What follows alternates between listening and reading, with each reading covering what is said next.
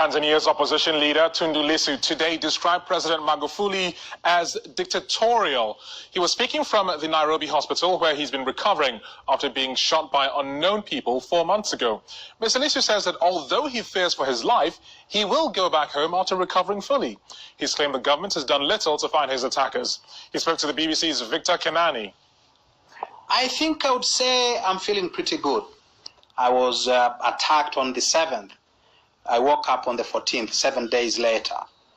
And when I woke up, I had broken legs, broken arms. I was full of bullet holes. I was full of wounds.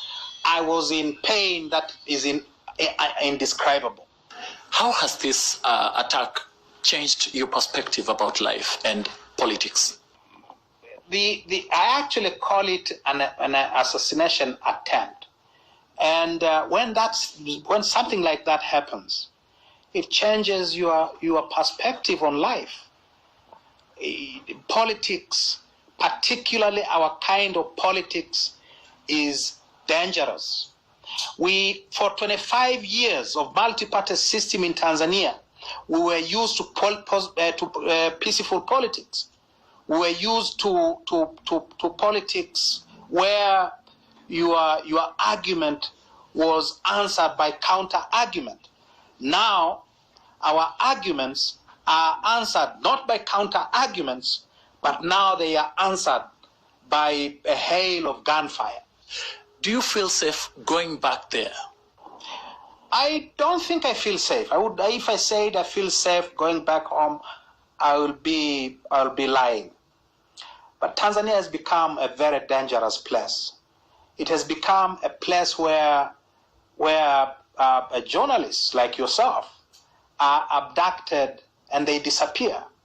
It has become a place where people are murdered. They are shot dead. They are tied in hands and feet.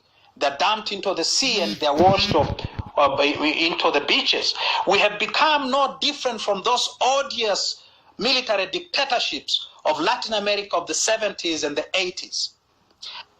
Has there been pressure from your family to get out of politics? My wife threatened me with divorce if I change. So there is no pressure absolutely from her side. At least that interview ended on a slightly lighter note. Victor Kenani joins us now from Nairobi. Victor, what's been the reaction in Tanzania today to those very strong words? Thank you. There has been a huge reaction to this story, not just today, but when it first broke out 4 months ago. And today was the culmination of it all. And a lot of people have been following this story since it broke out. And so today, when the story was being broadcasted on BBC Swahili Facebook page, there were a lot of reactions there. We had almost 350,000 people who have interacted with that post in one way or another.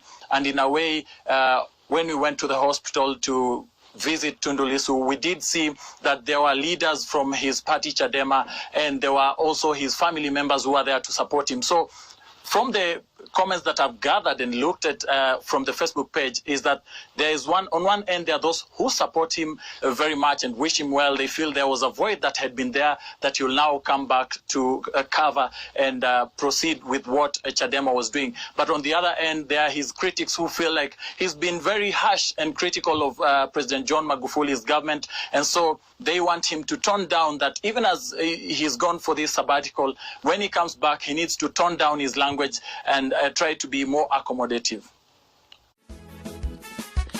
Pata nakala ya kitabu cha thamani yetu. Kitabu cha thamani yetu kimeandikwa na mwandishi Benjamin Mbowe. Ni kitabu ambacho hutajuta kuwa nacho.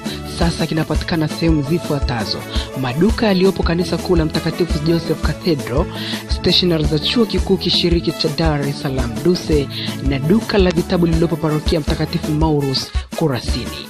Pia unaweza kuwasiliana naye kwa simu namba 0756183088 au kwa email benjaminmbowe@gmail.com. Ni thamani yetu. Pata nakala yako sasa.